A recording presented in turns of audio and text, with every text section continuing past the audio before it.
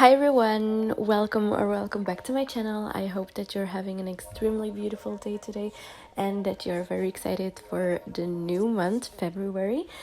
So in this video, I am going to do a plan with me. For 2021, I decided to go back into bullet journaling again. If you're following me for a long time, you know that last year I had a traveler's notebook. But this year I wanted to go a little bit simpler and just go with one journal, and this is the Archer and Olive bullet journal. So for the theme for 2021, I just decided to go for bright, lovely colors. Also for January, the same thing. I really love started to love colors a little bit more than I used to. This also allows me to use more stationery and to get more creative space when just doing my bullet journaling. So for the theme of February, I didn't actually know what I wanted to do, so I decided to go with some printables. These are not mine, I just found them on Pinterest. I will link them in the description box below. So I want to thank the creator for making that and making my life a lot easier, because I will be using them a lot. I honestly have no idea what theme February actually is. I think it's like a farm, bubble colors, red. I have no idea. I really wanted to go with something more consistent, but I'm not that kind of person. I cannot do one theme for 1 month. I don't know, it doesn't work for me. With my bullet journal that I had 2 years ago, I had the same thing. I was like, yeah, this time this theme will be vintage, and then one of a sudden one of my weekly spreads is then kawaii or something. So I'm just going for that. So my February is I don't know. I really don't know. But I will be also using a lot of doodling, I guess, and these are super simple. I am really the worst at drawing. You all know that. I am so bad at doodling. You all know that. But these are super simple to me, because somehow if I manage it, you totally can too. So I guess this theme is also super friendly for beginners, because there's not a lot of work to do, or it's not super complicated. The most things that I use are printables and then some colors, and here and there some doodling. And now I am starting with my goals page. I really want to define my goals for this month. For January, I was a little bit laid back. I was it's just the first month. The only goal that I'm gonna set for January was actually posting every week a video, and I succeeded, I guess. Yay. But for February, I have more in store, and I really want to start challenging myself. So again, here I used the colors that I used in my cover page, and for the bullet points, I chose hearts. I felt it goes really well with this theme, so I will be using hearts a lot, and it's also very easy to draw. I always have my go-to doodles that I manage to draw well. And this is it for the cover page.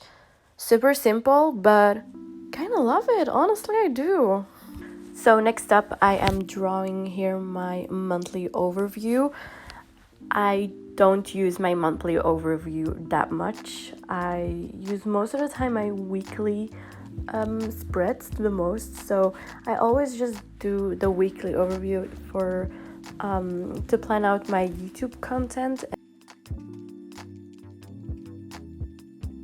For the monthly spread, I decided to go with brown again, brown borders. That really reminded me of a farm, but I can proudly say that I am so not happy with how that turned out. So again, I decided to go with the colors. I stick with the color palette that I have, but I really don't love how this is looking. But it's okay.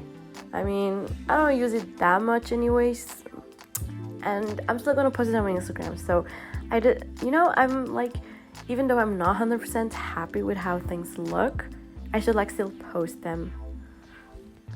And I also have like a little space for notes and a little space for my tasks that I also kind of barely use. So for the first time in my life, I'm going to try to make a mood tracker. I'm like super curious because I have so much mood swings and every day is like another day, and I just wanted to see how it's going to look, so I decided to go with hearts. So every day is another heart and I have like to fill it in.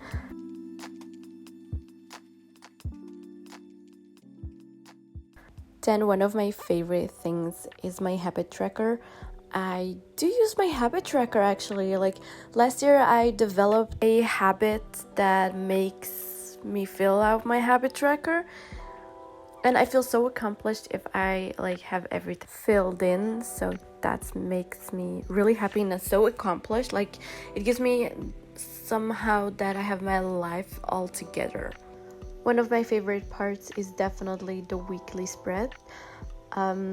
Every week it's a little bit different and it goes with my mood. Sometimes it's very simple, very straightforward, and another week I do have more time or more in the mood to bullet journal and more colors, doodles, stationery, whatever that feels right at that moment.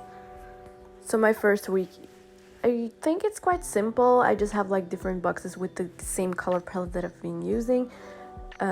Again, very easy to copy if you want to try that. I stick here and there's some printables. My weekly spread is a spread that I use the most. There I always plan out my week and I try to have a routine, things that I want to do every single day, so I have more free time in the weekend, because uploading every week a YouTube video does take a lot of time and I really want to plan everything out so it's more balanced. So every day of the week here gets a box, but I also have a box for notes and something else.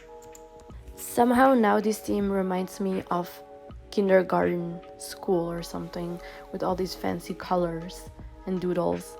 Maybe this is a kindergarten theme. Another thing that I always have in my bullet journal is a brain dump space, because my head is full of ideas all the time and I need a place where I can write them down and easily find them again, especially when I'm planning out. And again, to make it a little bit more prettier, here and there some doodles. So I do use my brain dump space to write ideas down, to write challenges in there, to maybe like something about work. It doesn't really matter, just something that I do not want to have like dwelling in my head, but just I want it like on paper and forget about it forever. No, just forget about it till I need it, and I just go to that and I read it and I'm like, oh yeah, that thing, that's a good idea, let's use that for our next YouTube video. So helpful. Okay, and that is basically it. It was very overwhelming to make actually, like with all these colors, and I had to challenge myself, but I am very satisfied with the whole outcome. Kindergarten theme, and it's beginner friendly and you should try it out. And I know it's probably not the most aesthetic journal theme out there, but kindergarten theme is fine for me and I'm really happy with it. So I want to thank you guys so much again for watching, and see you next week or sooner if you follow me on Instagram. Please do, and also subscribe. Thank you. Bye bye.